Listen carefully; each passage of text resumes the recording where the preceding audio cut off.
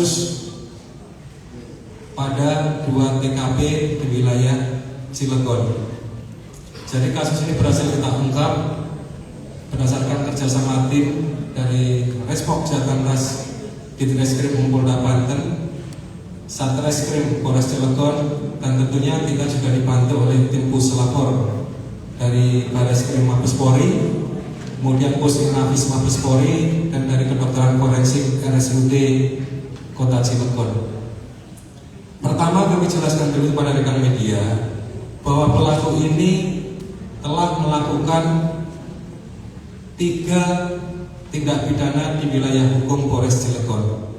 Yang pertama pada tanggal 16 Desember 2025, TKP-nya adalah di BPS 3, yaitu tindak pidana pembunuhan terhadap anak di bawah umur yang didahului dengan tindak pidana pencurian dengan pemberatan.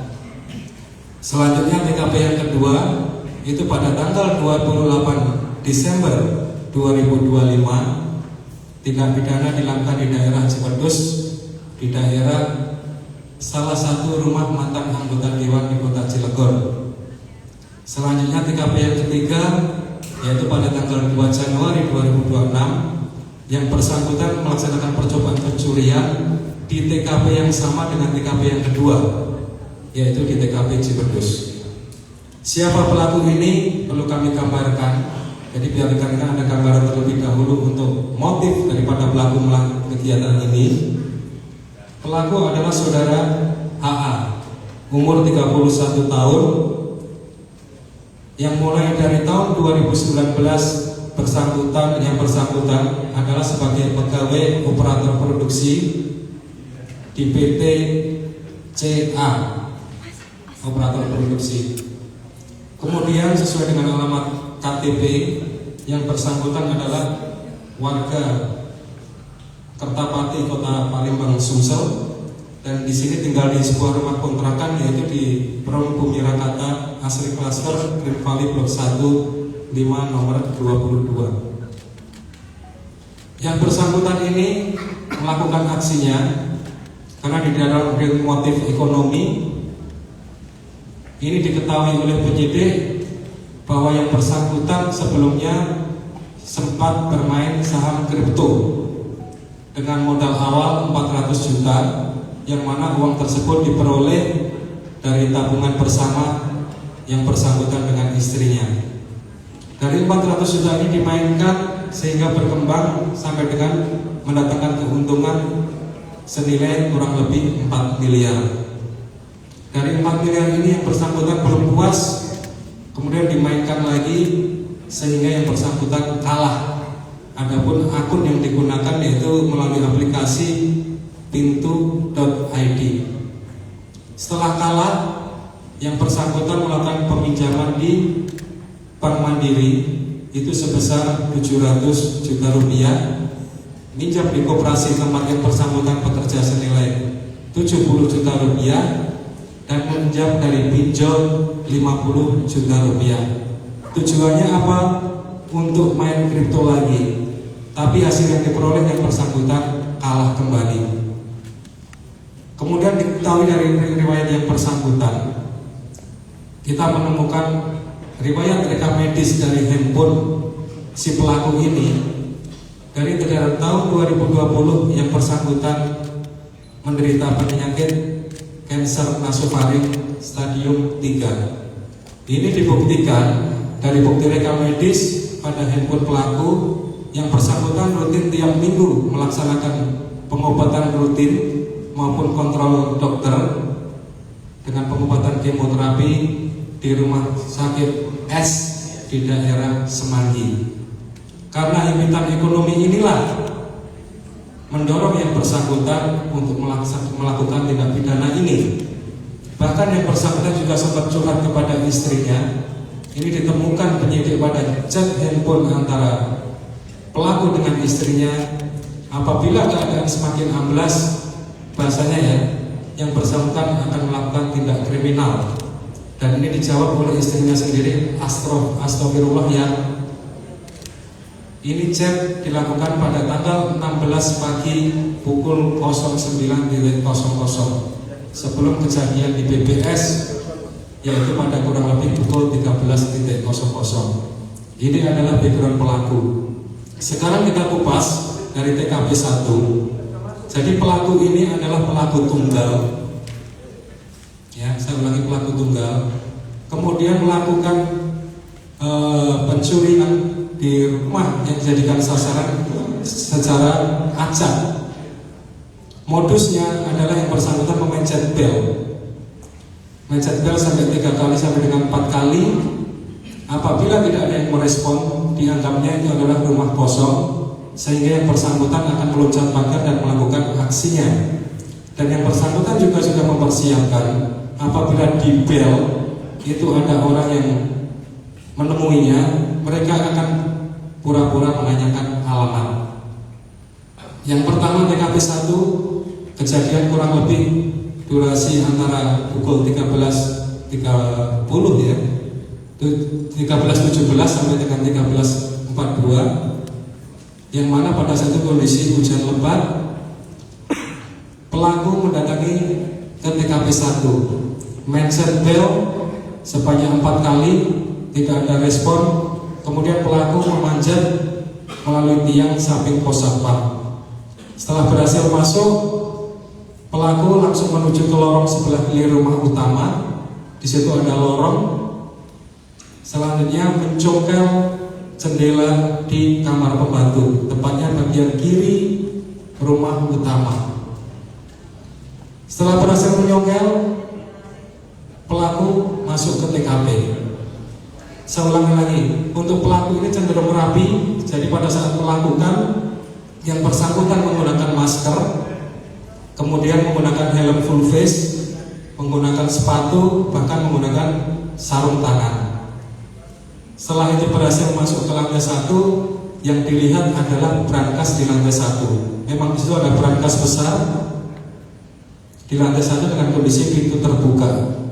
Setelah mengotak-atik brankas dan tidak berhasil, bahkan brankas sempat digeser, posisinya sudah geser ke kiri. Yang bersangkutan naik ke lantai 2. Di lantai 2 setelah tangga sebelah kanan adalah kamar korban saudara A. Pintu kondisi tertutup, yang bersangkutan membuka pintu, melihat korban sedang bermain handphone di atas kasur. Selanjutnya korban menghampiri. Pelaku sudah mengasih kode untuk diam dengan tangan seperti ini. Selanjutnya sempat nanya, ayahmu di mana? Korban sempat menjawab, keluar. Tahu kunci brankas ditaruh di mana? Korban sempat menjawab, tidak tahu. Mungkin kakak D yang tahu, sambil menunjuk kamar kakaknya yang waktu itu juga ada di lantai 2. Selanjutnya korban dirangkul, dibawa ke balik almari putih di dalam kamar utama bapaknya. Di situ saya ikat ya, pelaku ini mau melakban korban.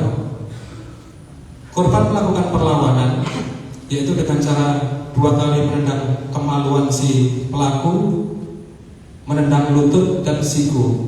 Dari situ pelaku langsung menusuk korban. Korban sempat teriak A, semakin ditusuk. Setelah melakukan penusukan, yang bersangkutan langsung kembali turun ke lantai 1 tempat brankas tadi, sehingga di brankas itu ditemukan bekas darah, baik di atasnya brankas ataupun di kunci koteang untuk membuka brankas. Dipikirnya tidak berhasil, sehingga pelaku langsung kabur lewat jalan masuk, yaitu jendela pembantu, kemudian mencat pagar ke motor dan melarikan diri. Dari sini kami tim gabungan melakukan rangkaian penyelidikan. Kami menguatkan bahwa pada saat kejadian CCTV di rumah korban ini mati. Tapi kita tidak putus di situ. Kita mendapatkan CCTV, bukti petunjuk dari CCTV lingkungan tetangga, yang pada pukul 13.17 terlihat pelaku menggunakan Honda Beat warna biru hitam, menggunakan helm warna biru, jaket hitam, sepatu safety, celana jeans. Kondisi waktu itu tidak pakai plat nomor. Ini masuk ke TKP terbaca di CCTV pada pukul 13.17 dan keluar lagi pada pukul 13.42. Jadi kami melakukan penyelidikan ke arah sepeda motor ini yang diduga digunakan oleh pelaku. Kemudian ini nyambung dengan TKP yang kedua dan TKP ketiga. Pada saat yang bersangkutan melakukan percobaan pencurian dipergoki oleh pembantu. Namun pada saat melakukan di TKP yang ketiga tadi, pelaku ini tidak menggunakan sepeda motor, melainkan jalan kaki dari rumah kontrakan ke Cimedos. Itu kalau lewat jalan belakang Potong Kompas kurang lebih jaraknya 400 meter. Pada saat kepergok, yang bersangkutan sempat loncat dari lantai 2 ke lantai 1, melepaskan tasnya dan sepatunya, kemudian ngumpet di garasi mobil. Sehingga kami tim gabungan langsung datang ke sana karena ciri-ciri fisiknya sama persis dengan TKP pertama yang BPS tadi, BPS 3 tadi, yaitu dengan menggunakan hitam, menggunakan tas warna hitam. Dan pada saat kita lakukan penggeledahan tas, pada barang miliknya menemukan alat-alat sarana yang digunakan pelaku untuk melakukan kejahatan, yaitu 2 bilah pisau dan 1 kunci pas yang digunakan untuk mencokel dan barang bukti lainnya. Dari situ kita timbul kecurigaan bahwa pisau ini adalah pisau yang digunakan untuk menusuk korban pada TKP 1. Pada sore itu juga penyidik dari Polres Cilegon membawa pisau tersebut untuk dilakukan pemeriksaan secara biologis forensik di puslapor. Dan hasilnya alhamdulillah dari pisau yang ditemukan pada pelaku ini masih tertinggal bercak darah, yang mana dalam darah tersebut ada DNA yang identik dengan milik korban saudara A 9 tahun. Ya, saya ulangi lagi. Jadi pada pisau yang ditemukan pada pelaku saat diamankan di TKP 3, hasil uji biologis forensik di puslapor masih ditemukan bercak darah, yang mana pada darah tersebut mengandung DNA milik korban saudara A 9 tahun. Sehingga tidak dapat terbantahkan lagi bahwa yang bersangkutan adalah yang melakukan pembunuhan pada TKP pertama. Kemudian dengan hasil pemeriksaan runut seperti tadi memang sudah diakui bahwa yang bersangkutan adalah yang melakukan pembunuhan. TKP 1 selesai.